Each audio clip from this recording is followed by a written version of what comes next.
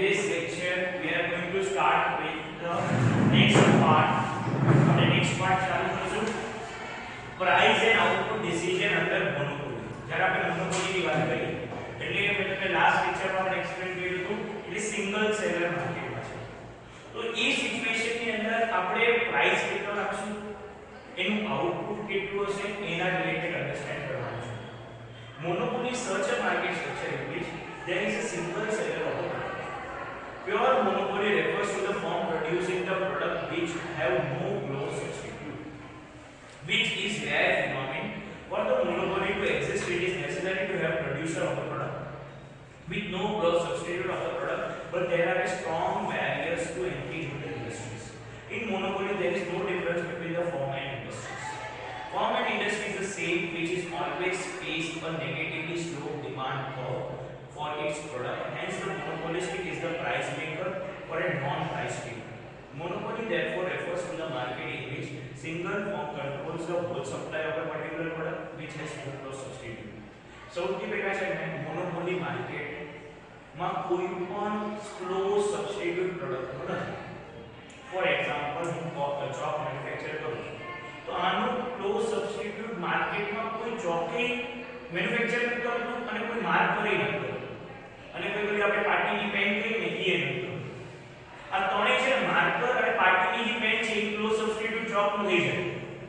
અગર ચોક મોંઘું થઈ ગયું લોકો કે આપણે વ્હાઇટ બોર્ડ લઈને આપણે માર્કર યુઝ કરશું, બટ આપણે એમ જ વિચારીએ કે માર્કર વાળો બોર્ડ માર્કેટમાં છે જ નહીં તો ઓબ્વિયસલી લોકોને જ્યારે પણ ટીચર સરને બોર્ડ વાપરવો હશે તો ચોક પરચેસ કરવો પડશે. જે પ્રાઇસમાં કહેશે એ પ્રાઇસમાં લેવો પડશે અને પાછું આખા ઓવરઓલ જ્યાં આપણે રીજનની વાત કરીએ જેમાં એક જ ઇન્ડિવિડ્યુઅલ ચોક બનાવવું તો એ જે પ્રાઇસ છે મારે લેવો પડશે. હવે આ તો એક એડવાન્ટેજ છે પણ ડિસએડવાન્ટેજ મોનોપોલી ક્રિએટ કરવી એ એક ડિફિકલ્ટ પાર્ટ છે. પ્રેક્ટિકલિટીમાં બહુ ડિફિકલ્ટ છે. થિયરી ટર્મ્સમાં કહી શકે મોનોપોલી થાય પણ પ્રેક્ટિકલિટીમાં એવું જરૂરી મેં કહ્યું કે ખંભાળિયામાં કે દ્વારકામાં કે જામનગરમાં કે આ રીજનમાં ઓવરઓલ એક જ ઇન્ડિવિડ્યુઅલ જે છે પ્રોડક્ટ બનાવે. આપણે કાંઈક ને કાંઈક અલ્ટરનેટિવ સબસ્ટિટ્યુટ એનું મળી જાય છે. એટલે પ્રેક્ટિકલિટીમાં ડિફિકલ્ટ પાર્ટ છે મોનોપોલી ક્રિએટ કરવી, બટ થિયરીમાં એ એક્ઝિસ્ટ કરે છે. Price and output determination under the short period. હવે શોર્ટ પીરિયડમાં આપણે કેવી રીતના પ્રાઇસ અને આઉટપુટ થવું જોઈએ મોનોપોલીમાં. સો અહીંયા એના માટે તમને એવરેજ રેવન્યુ કહો, એવરેજ કોસ્ટ કહો, માર્જિનલ કોસ્ટ કહો, માર્જિનલ રેવન્યુ કહો. હવે અહીંયા તમે ડાયગ્રામ 8.6 દેખાય છે તમને. અહીંયા જોજો અહીંયા પ્રાઇસનું જે R થી લઈને P વાળું જે પોર્શન છે ને એ ઓવરઓલ તમારું પ્રોફિટ માર્જિન છે. એટલે અહીંયા તમે એક્સેસ ઓફ પ્રોફિટ અને અર્ન કરી શકો છો for the short duration part. એ આપણે અહીંયા એક્સપ્લેન કર્યું છે. અને નીચેનું જે આઉટપુટ છે કે કેટલી ક્વોન્ટિટીની વાત કરી છે એટલે કેટલું ઓવરઓલ ક્વોન્ટિટી તમે ડિમાન્ડ કરો છો. તો મેં તમને લાસ્ટ લેક્ચરમાં ઇક્વિલિબ્રિયમ શીખવાડ્યું કે ક્યાં મીટ થાય છે ડિમાન્ડ ને સપ્લાય. આ જો ઈ લીધું છે તો ઈ જ રીજનમાં ઓવર જ્યારે એવરેજ રેવન્યુને કર્વ પ્લસ થાય છે તો ઈ સિચ્યુએશન થી જે એક્સેસ પાર્ટ છે પ્રોફિટનો M થી T એ મારો પ્રોફિટ પોર્શન થઈ જશે ફોર એ શોર્ટ ડ્યુરેશન માટે મોનોપોલીમાં એક્ઝિસ્ટ કરે છે. પેજ નંબર 90 ઉપર ડાયગ્રામના 8.7 લો. 8.7 ની અંદર એ લોકો અહીંયા તમને શું સ્પેસિફાઈ કર્યું છે AR અને MR are the average revenue marginal curves of the firm AC and MC. Average cost and marginal cost four the short period. Marginal cost curve puts marginal revenue curve at a point E and also establish equilibrium at E. And the output level OQ with OP level of the price and QM is the average cost firm is equal to the price. At this position the firm is neither having profit nor incurring the loss. હવે આખો diagram સમજાવું સાંભળો. x axis output છે, y axis price છે. Overall એક average revenue કે કેટલું overall તમે એવરેજ રેવન્યુ તમારું જનરેટ એટલે કેટલું પ્રાઇસ આવે છે અને માર્જિનલ રેવન્યુ કે હરેક પ્રોડક્ટમાં વધવાથી કેટલું વધશે. હવે માર્જિનલ રેવન્યુ અને માર્જિનલ કોસ્ટ એટલે શું કે ટોટલ રેવન્યુ અને ટોટલ કોસ્ટનો એકનો ડિફરન્સ. એકનો ડિફરન્સ. સપોઝ એક ક્વોન્ટિટી છે એનો હું ટોટલ રેવન્યુ 10 રૂપીસ કરું છું. બે ક્વોન્ટિટી થઈને તો 18 છે. તો મારા માર્જિનલ ફાઇન્ડ આઉટ કરો તો 18 માઈનસ 10 કરીશ તો શું મળશે 8 એ મારું માર્જિનલ રેવન્યુ. એવી રીતના હરેક પ્રોડક્ટમાં આપણે ફાઇન્ડ આઉટ કરી શકીએ. જે રીતના હરેક પ્રોડક્ટ કે આપણે એવરેજ અહીંયા ડેટા નથી. અત્યારે થિયરેટિકલ ટર્મ્સમાં એ લોકો તમને એક્સપ્લેન કરે છે કે કઈ રીતના ફોર્મ થાય. એટલે એવરેજ રેવન્યુ બનાવ્યું, માર્જિનલ બનાવ્યું, માર્જિનલ કોસ્ટ આ તો ઓવરઓલ જે વાત કરીએ છે રેવન્યુ આવે છે જે હું સપ્લાય કરીશ એના રિલેટેડ મળશે. ડિમાન્ડ પ્રમાણે શું મારો કર્વ ફોર્મ થાય છે. જ્યાં ઇન્ટરસેક્ટ થાય છે તો ઇન્ટરસેક્ટ એ લોકોને માર્જિનલ રેવન્યુ અને માર્જિનલ કોસ્ટ ઇન્ટરસેક્ટ થયો ને એ મારો ઇક્વિલિબ્રિયમ છે. એ મારું શું છે? ઇક્વિલિબ્રિયમ. ઇક્વિલિબ્રિયમ ને તમે ઉપર યાદ લઈ જાવ છો જોઈન્ટ કરો છો એવરેજ કર્વ સુધી અને યાદથી રેન્જ મારો પ્રાઇસ છે એ સિચ્યુએશન સુધી ના તમને પ્રોફિટ થાય છે ના તમને લોસ થાય છે. એ વસ્તુ અહીંયા સ્પેસિફાઈ કરી છે શોર્ટ પીરિયડમાં. અને અહીંયા નેક્સ્ટ અહીંયા નીચેનો 8.8 ડાયાગ્રામ છે એ તમને લોસ ઇન્કર કરે છે. શું ઇન્કર કરે છે? તમને લોસ જ્યાં ઓવર આપણે ટચ થાય છે ઇક્વિલિબ્રિયમ ત્યાંથી ઉપર તમે S પોઈન્ટ થી માર્ક કરો ને એન્ડ સુધી લઈ જાવ છો કે ઉપરનો શેડેડ પોર્શન શું છે? લોસ છે. જો આ જે પાર્ટ હતો આ પ્રોફિટ હતો. એક નોર્મલ લાઈન લીધી છે અહીંયા શું છે? આઈ બતા તો નો પ્રોફિટ નો લોસ. હવે આની છે ને અહીંયા આપણે સ્પેસિફાઈ કર્યું છે આ ઉપરનો પાર્ટ પણ નેક્સ્ટ ડાયાગ્રામમાં એ વસ્તુ છે ને હવે આ ભૂલી જાઓ એ અહીંયા તો અહીંયા વળ્યું એટલે આ સુધી કે મારો નીચેનો પાર્ટ લોસ છે.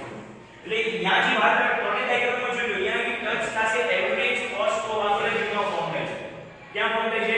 એવરેજ કોસ્ટ ઓફ આગળ. તો અહીંયાથી તમે એનાલિસિસ કરી શકો જ્યાં કે એવરેજ કોસ્ટ ઓફ ને મીન થાય કે શેડેડ રિજન થી પ્રાઇસ કરતા ઉપર છે કે નીચે છે. નીચે છે તો લોસ, ઉપર છે તો પ્રોફિટ. અને અહીંયા જ ઇક્વલી આવે છે એટલે આપણે શું કહી દઈશું? નો પ્રોફિટ નો લોસ. તો એ રીતના મોનોપોલી તમને એ રીતે સ્પેસિફાઈ કર્યું છે.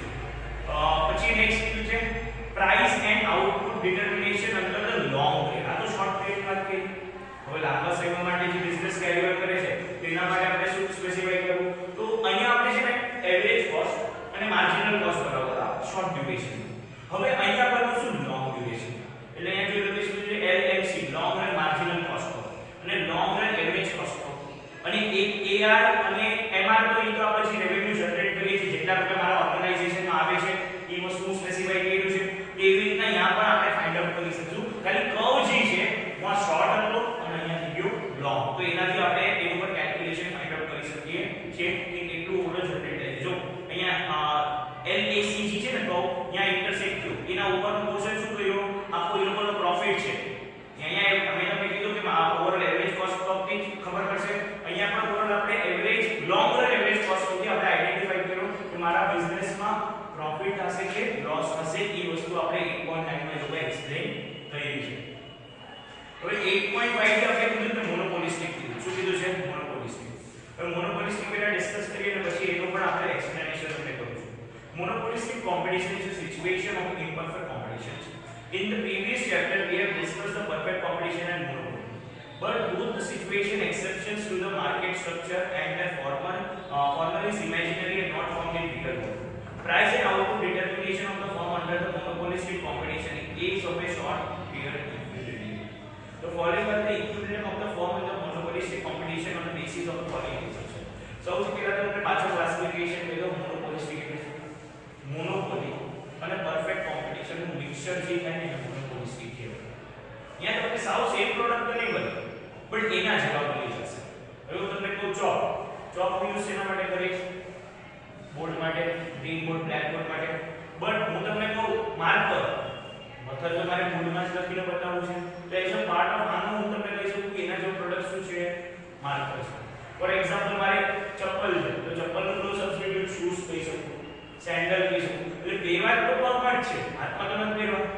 તો પગમાં પહેરવા માટે હું ચપ્પલ યુઝ કરું કે શૂઝ યુઝ કરું તો એના માટે એના જેવું પ્રોડક્ટ મળી જાય છે. ટી-શર્ટ માર્કેટમાં નથી તમને શોર્ટ પ્રાઇસ સો સેમ નહીં મળે બટ એના રિલેટેડ તમને મળી જાય. જે સેમ ની વાત કરશું એનો હોમોજીનિયસ પ્રોડક્ટ કરશું અને ડિફરન્ટ હશે ને આપણે હેટરોજીનિયસ પ્રોડક્ટ કરશું. તો monopolistic is the mixture of what perfect competition અને monopoly નું જે એડ કરીએ ને એ ઓવરઓલ શિક્ષાત્મક monopoly નો perfect. અહીંયા લાર્જ નંબર સેલર્સ છે, પ્રોડ્યુસર અલગ અલગ પ્રોડક્ટ માર્કેટમાં વેચે છે.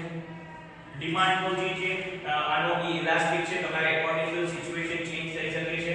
શોર્ટ પિરિયડમાં ઓવરઓલ ફોર્મ આવી પણ શકે છે બિઝનેસ કેરી ઓન કરવા માટે. પછી એનામાં શોર્ટ રન નો કોસ્ટ આપણે ફોર્મ કરી શકીએ છીએ.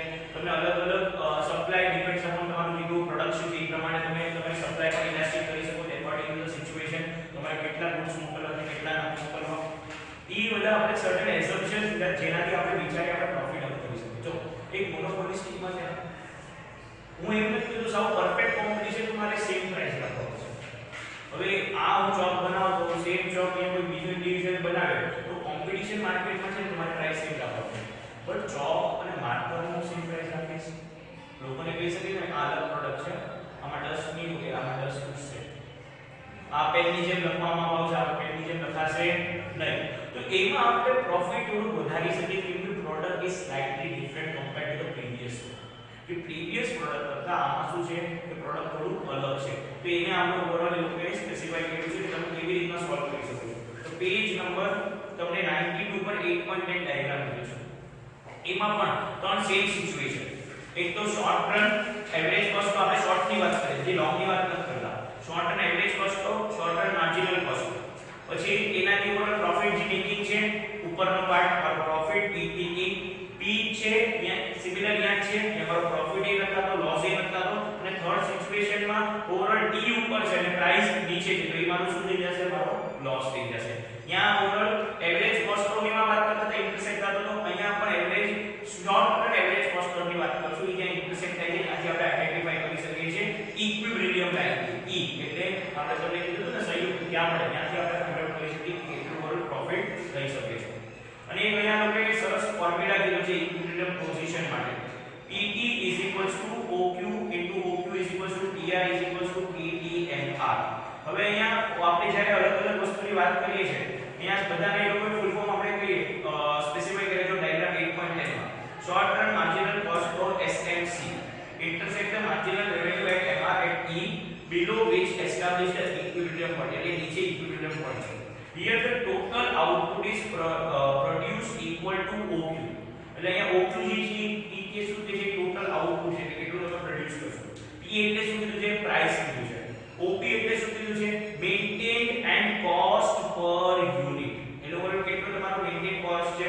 અને એને તમે OTK RQ એ તમે સ્પેસિફાઈ કર્યું ડાયાગ્રામમાં. એટલે એ લોકો કહે છે કે ડિફરન્ટ પ્રાઇसेस એ બધા એ લોકો સ્પેસિફાઈ કર્યા. તમે OP OT કરશો તો તમને PT પૂરી વેલ્યુ મળી શકે છે. એટલે જો PT ની આપણે વાત કરીએ છીએ એટલે પ્રોફિટ કે લોસ ની આપણે જ્યારે વાત કરીએ તેમાંથી OP અને કીધું છે OT ને તમે લેસ કરો તો તમને પ્રોફિટ મળી શકે. ફોર એક્ઝામ્પલ તમને કહું ને 100 રૂપીસ કોસ્ટ પ્રાઇસ છે, 20 રૂપીસ પ્રોફિટ છે, તો સેલિંગ પ્રાઇસ ફાઇન્ડ આઉટ કરો તો આપણે કહીએ ને 100 + 20 120. કા પછી હું તમને કહું સેલિંગ પ્રાઇસ 120 છે અને કોસ્ટ પ્રાઇસ 100 છે, તો તમે કહો ને સર 120 માંથી 100 ને માઈનસ કરો એટલે પ્રોફિટ મળશે. એવી જ રીતના આપણે પ્રોફિટ અને લોસ ફાઇન્ડ આઉટ કરીએ.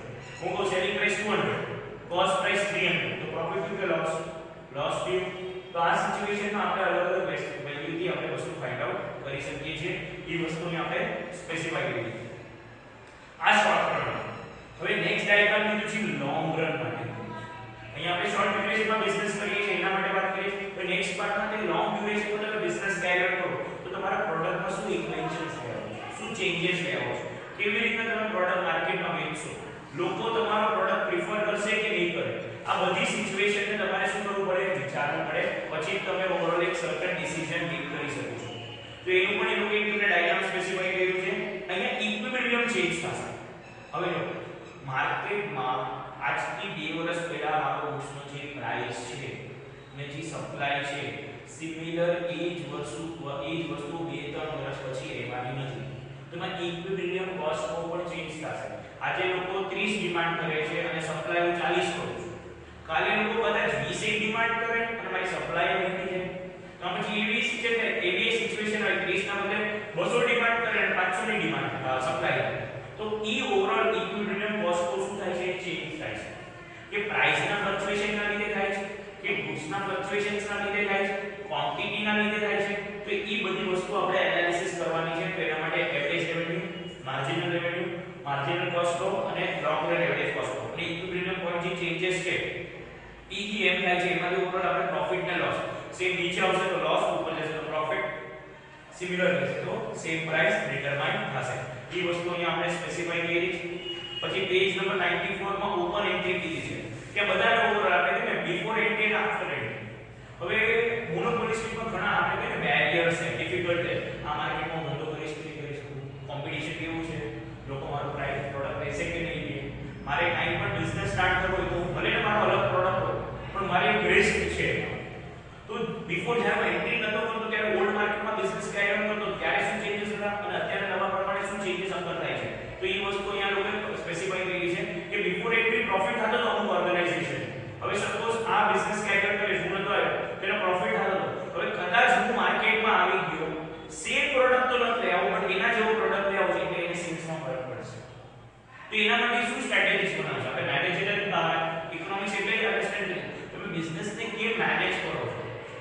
હેન્ડલ કરો છો. અત્યાર સુધી તમે ખબર પડી હતી કે કયો મીટ થાય છે કે નથી થતો. હવે ન થતો તો શું ચેન્જીસ આવે છે? મારે સેલ્સ પોલિસીમાં ચેન્જ થવા, મારે જે સેલ્સ છે એમાં ડિસ્કાઉન્ટ દેવું છે, ક્વોલિટીમાં બદલાવ કરવો, શેપમાં બદલાવ કરવો, ડિઝાઇનમાં બદલાવ કરવો. તો એના ઉપરથી ઓવરઓલ જે મારી પાસે સ્ટેટિસ્ટિકલ ડેટા છે, ગ્રાફ છે, એનાથી ઓવરઓલ ફાઇન્ડ આઉટ કરી શકું કે મારે ફ્યુચરમાં બિઝનેસમાં કેવી રીતના સિચ્યુએશનને હેન્ડલ કરવી પડશે. તો એ વસ્તુ આપણે અહીંયા લોકોએ સ્પેસિફાઈ કરી છે. હવે ઓલિગોપોલી વાળો જે છે એ આપણે નેક્સ્ટ લેક્ચરમાં કન્ટિન્યુ કરશું. ઠીક છે? કઈ ડાઉટ હોય તો કહેજો. Okay, thank you.